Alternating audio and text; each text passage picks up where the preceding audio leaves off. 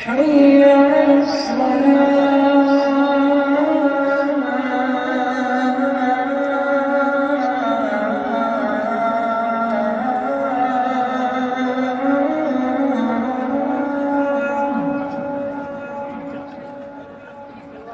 حي على الصلاة. Orang sholat dijamin oleh Allah doanya cepat terkabul.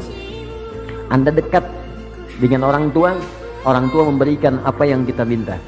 Anda dekat dengan pimpinan di kantor, maka akses pekerjaan dimudahkan. Anda dekat dengan Allah, logika yang sama, apa yang mustahil bagi Allah. Maka orang yang sholat, apapun yang dia minta, selama panjang benar sholatnya, maka Allah akan cepat mengabulkan apa yang dia minta. Itu ada di Quran surah ketiga ayat 38 sampai 39. Bahkan nanti ada orang yang sering menyebut Allah dan dia sering disebut Allah. Saking disanjungnya oleh Allah, ada orang yang belum minta seketika kebutuhannya dipenuhi oleh Allah Subhanahu wa taala. Itu di Quran surah kedua ayat 152. Fadzkuruni adzkurkum. Zikir padaku, aku akan menyebutmu. Di antara makna zikir itu salat. Quran surah ke-20 ayat ke-14.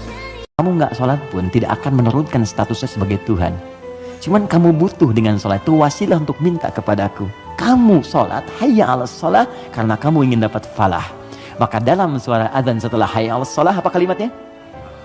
Hayya ala falah. Kalau sudah digenggam itu, aflah namanya. Kata Allah, orang beriman pasti menggenggam kesuksesan. Itu pasti. Jadi kalau orang beriman sukses itu nggak aneh. Yang aneh itu beriman tapi nggak sukses. Aneh itu. Pasti ada yang kurang menerapkan nilai keimanannya. Makanya Allah turunkan surat orang beriman yang sukses itu. Quran surah ke-23. Al-Mu'minun. Perhatikan pembuka ayatnya. Qad aflahal mu'minun. Aflah. Kata Allah, orang beriman itu semuanya tanpa kecuali pasti akan menggenggam kesuksesan dan kebahagiaan dalam hidupnya. Walaupun definisi sukses itu bisa beda-beda. Saya sholat tapi nggak kaya-kaya. Nah itu pertanyaan yang salah. Supaya kaya itu penyebabnya bukan sholat, tapi serius, sungguh-sungguh. Kalau sungguh-sungguh kerja, sukses.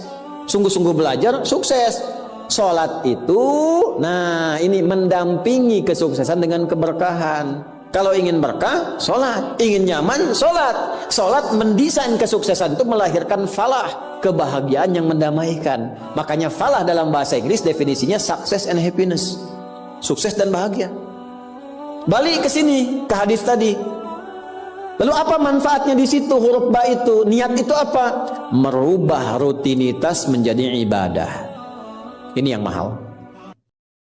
Kalau sholat Anda benar, dari mulai wudu, dari menghadap kiblat, khusyuk karena Allah, menepikan urusan dunia yang lain, hanya ingin mendapatkan ridha Allah, sampai bacaan iyyaka na'budu wa iyyaka nasta'in, sampai di bacaan itu, kata Allah, ini komitmen aku dengan hambaku. Kalau hambaku benar sholatnya sampai detik ini, sampai bacaan ini, apapun yang dia minta sekarang, aku akan kabulkan.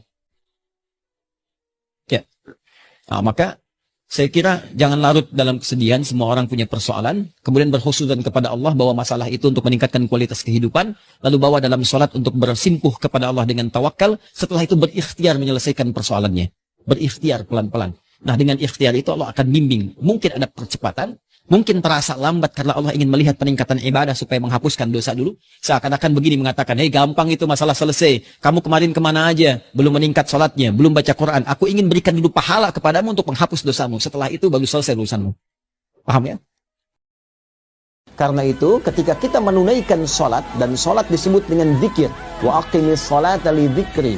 Tunaikan sholat sebagai zikir kepadaku. Maka disitulah ada puncak ketenangan yang bisa kita dapatkan. Ya, kalau Anda sedang gelisah, bekerja, gelisah, ada masalah, mampir masjid. Kalau nggak sempat menemukan masjid, ambil wudhu, menghadap kiblat, sholat 2 rakaat. Disitulah dapatkan ketenangan dalam hati kita. Walaupun solusi belum tiba saat itu, tapi hati kita cenderung tenang. Itu dampak dunianya.